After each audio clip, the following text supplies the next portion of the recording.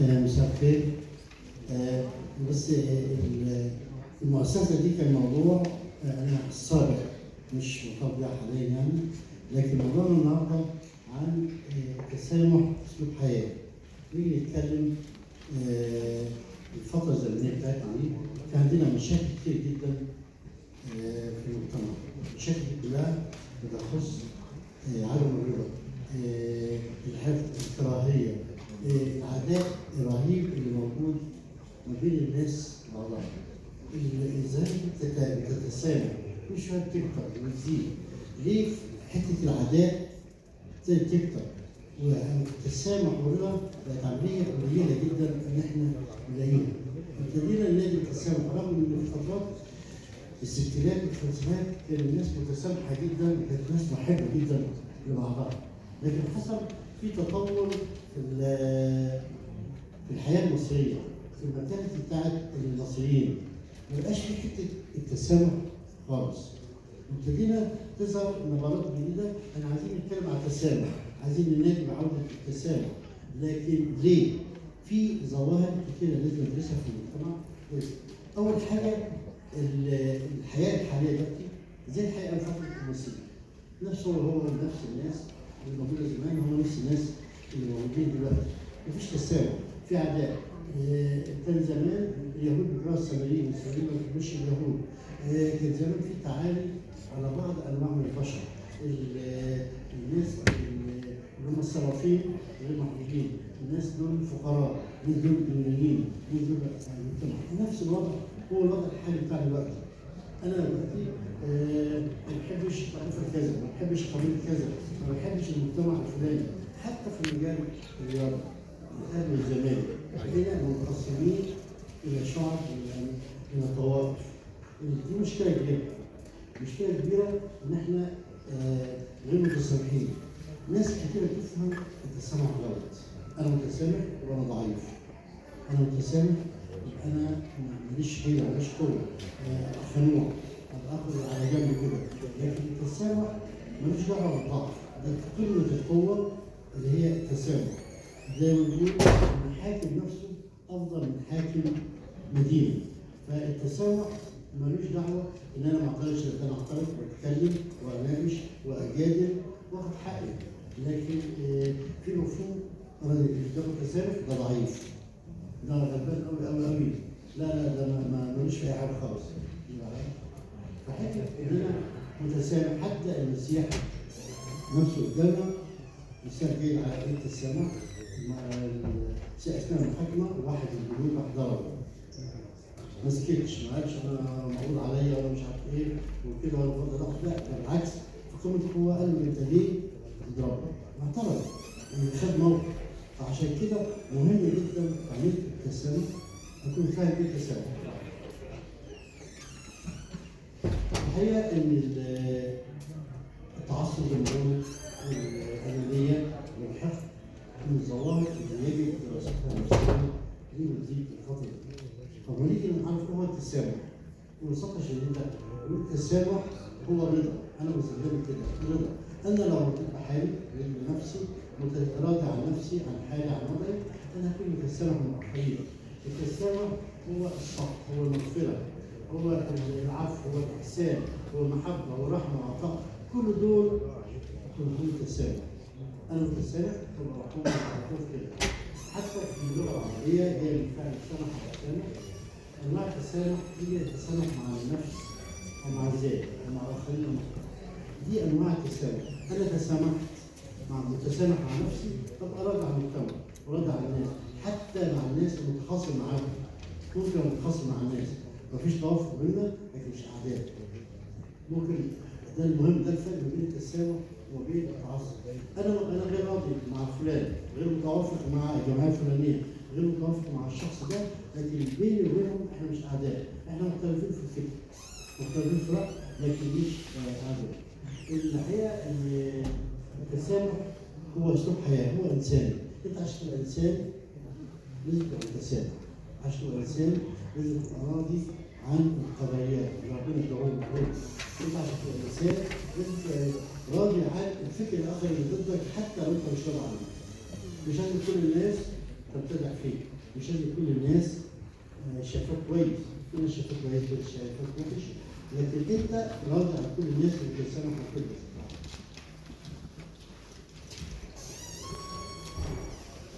حتى التسامح في الشارع عندنا مع صدر المسيح مع بعض من خلال العهد الجديد والعهد القديم، ففي فرق بينهم كبير جدا. في العهد القديم كان الانسان بياخد حقه بنفسه، ينتقم لنفسه، ياخد طاره بنفسه، ياخد حقه بنفسه، العين بعين والسن بالسن.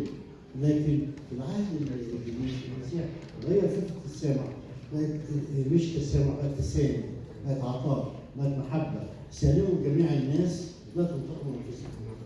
الاول كان بيقول لنا ايه؟ ان الواحد ياخد السن بالسن والعين بعين، دي كانت شريعه، وكان المجتمع في المسيح حب يتسامح اكثر ويسلموا جميع الناس لا تنتقموا لانفسكم. فان جاء عدوه وضعنا. شوف ده قمه التسامح، قمه المحبه. التسامح مش بس اللي انا بحبهم، لا التسامح مع الاعداء اللي انا ما بحبهمش، مع الاخرين.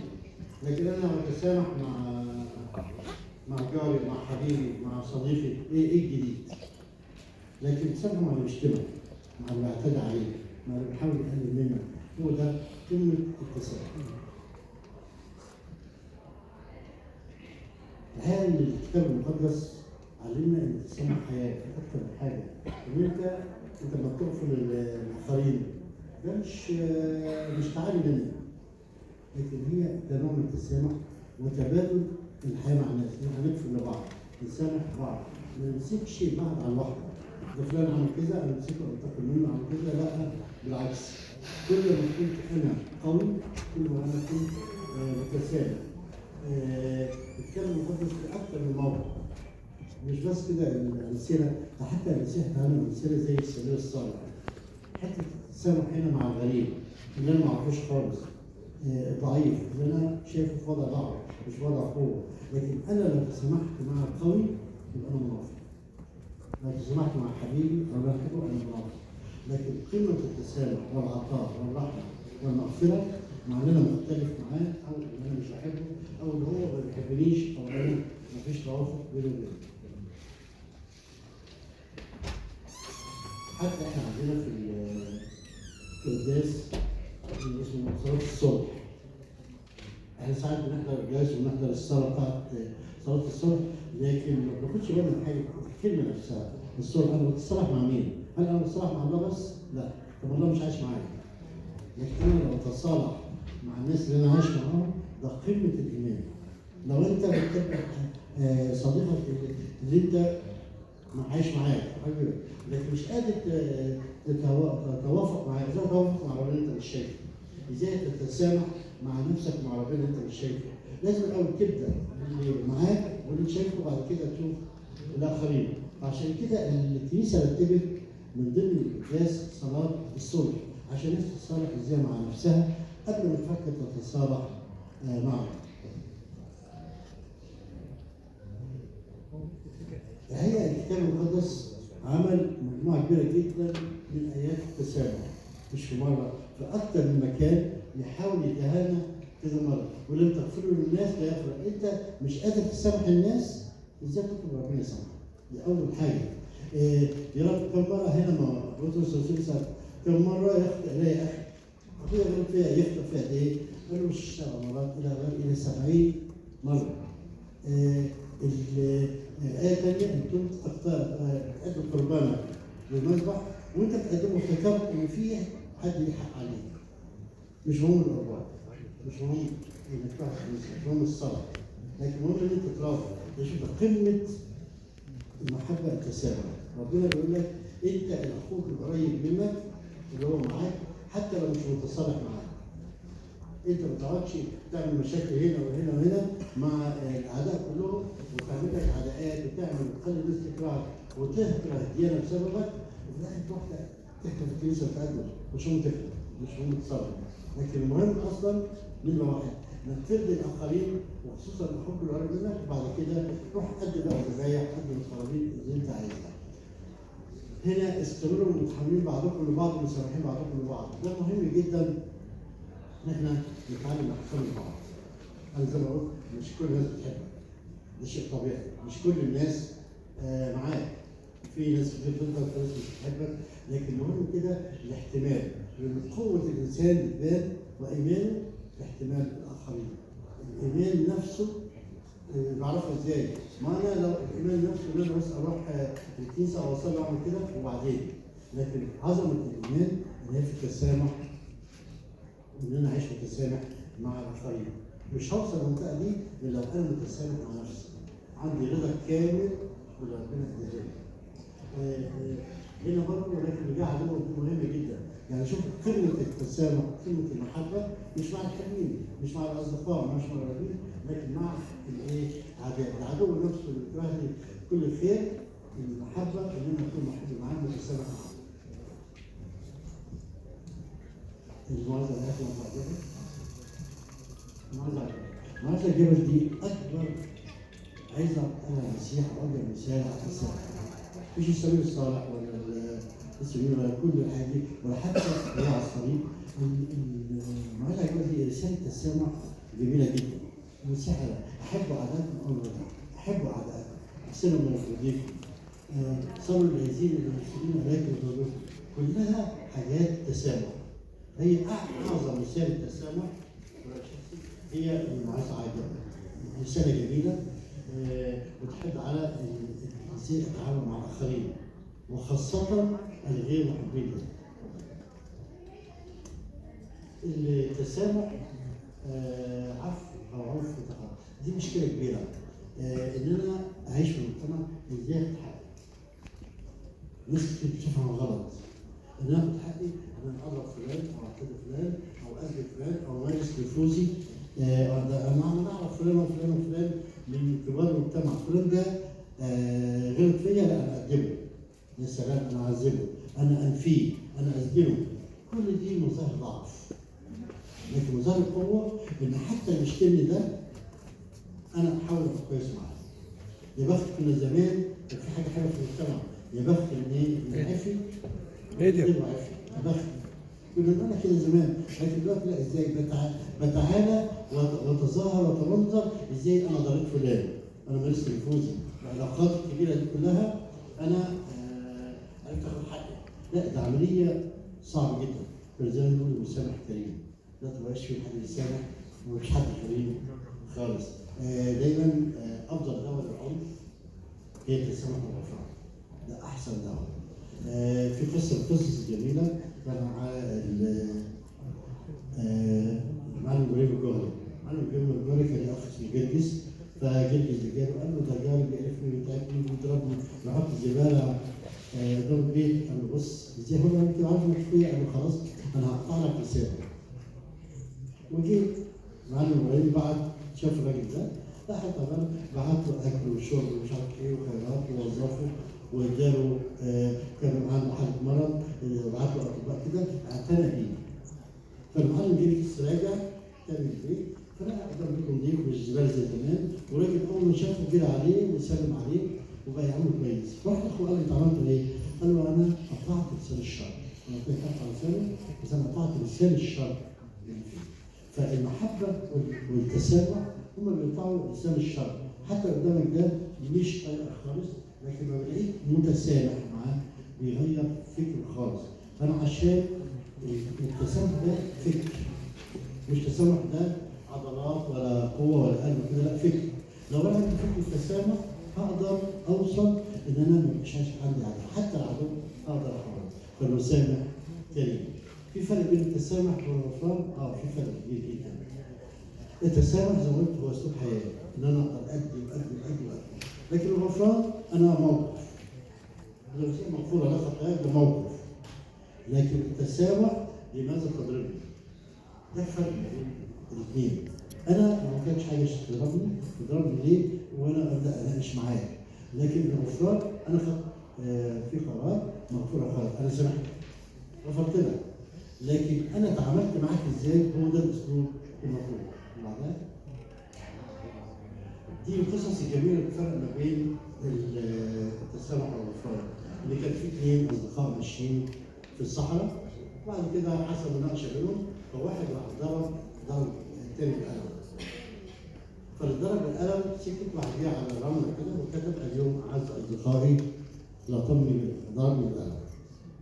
بس بعد كده هم ماشيين وقع في حفره اللي هو التاني، فصاحبه حب ينقذه فقعد يحاول معاه مره يشيل مره يجيب حبل هاي لحد ما انقذ حياته.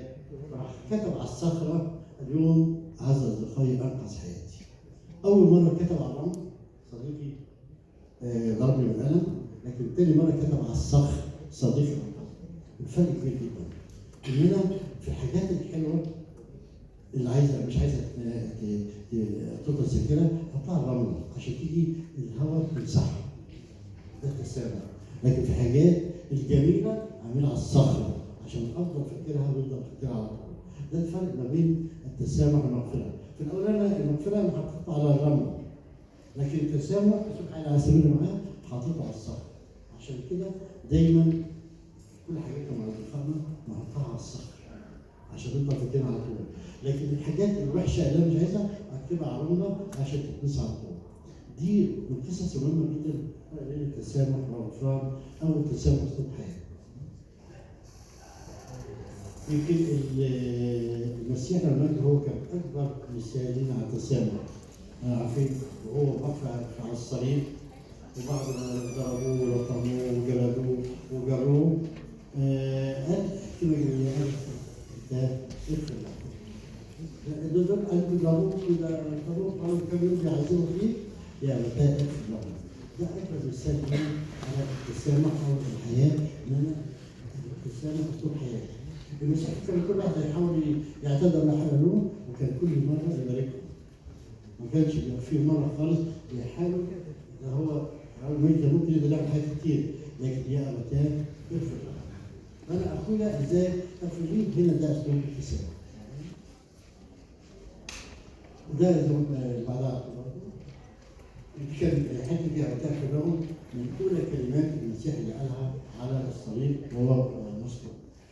الحقيقه ان التسامح بنتكلم عن المسيح لكن احنا كبشر عشان كده انا اخترت الامر بالامر هيكون التسامح.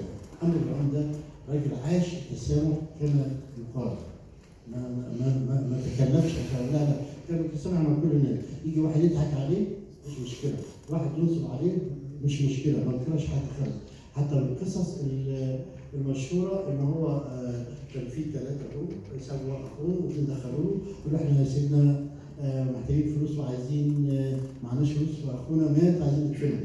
قال لهم خدوا ادفنوه. اما خرجوا بره لقوا اخوهم ده مات. هم كدبوا على سيدنا الاول وقالوا كده فلقوا مات.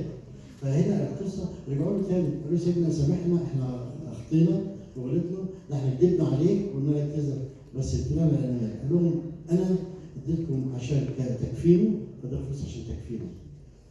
واحد يقول ازاي تضحك عليا ازاي تضحك عليا كده. لا لا لا هنا الحياه التسامح اسلوب حياه مهم جدا. انا ما اقولش ازاي فلان ده وانا الاسقف الفلاني ده يضحك عليا. لا لا لا قال لهم انا كده كذبته وانا مش زعلان خالص وروحوا لاخوكم كفنوه. من الحاجات الثانيه القصص الجميله عن عمر ابراهيم ان هو كان يقول الناس يقول سيدنا ازاي انت بتجيلك ناس اجانب وبيجيلك والانتريه بتاعك مش حلو فهات انتريه. فراح ناس تبرعوا بالانتريه بتاعك وجابوا له انتريه كده حلو. فجت بعد شويه واحده ارمله قالت تحكي له سيدنا انا ما عنديش بنت وعايزه اجوزها ومعيش هيجيب لها فلوس. فقال لها عايزه ايه؟ انا عايزه انتريه. لا خلاص في اعتراف لسه ما عملتش اللي هو سنه ما تنزلوش اعتراف من العربيه وادوا البنت دي. فالراجل اللي جاب الاعتراف واحد من ايام الحروب عرف واحد هو لما كان قاعد عليها هو حته الطوبه اللي هي المصطبه دي اللي قاعد عليها وعليها حته قماشه صغيره كده. فقال له فين الاعتراف اللي انا جبته لك؟ قال له انت ما قلتليش انت جبته لربنا وربنا خده. فقعد يسال عارف ان ده التسامح. انا مش عايز اقتني، انا عايز ادي الاخرين. فالتسامح عطاء، التسامح مغفره، التسامح محبه. لو انا التسامح فقط احدى النقاط دي ما بقاش في تسامح. انا اقدر ادي امتى عشان انا متسامح، اقدر اغفر امتى عشان انا متسامح، اقدر اعمل كل حاجه حلوه للاخرين عشان انا متسامح مع نفسي ومع ذاتي ومع الاخرين. الحقيقه ان الامثله كان امر العام ده امثله طويله جدا عن محبته للفقراء. حتى من ضمن الحاجات الجميله ان هو كان في العيد بعد ما بيقعد يصلي بقى في العيد كده كان يروح يجمع عمال المطرانيه، العمال بتوع المطرانيه يقعد يجمعهم ويقعد معاهم ويقعد ياكل معاهم. اكلهم اللي هم جايبينه، ما بيجيبش هو ياكل، ما بياكلش، كان بيرفض ياكل مع الاراخر والاغنياء وكده. كان هو الجميل، كان هو لا يمشي بعد الصلاه، وكان دايما يقعد في المطرانيه.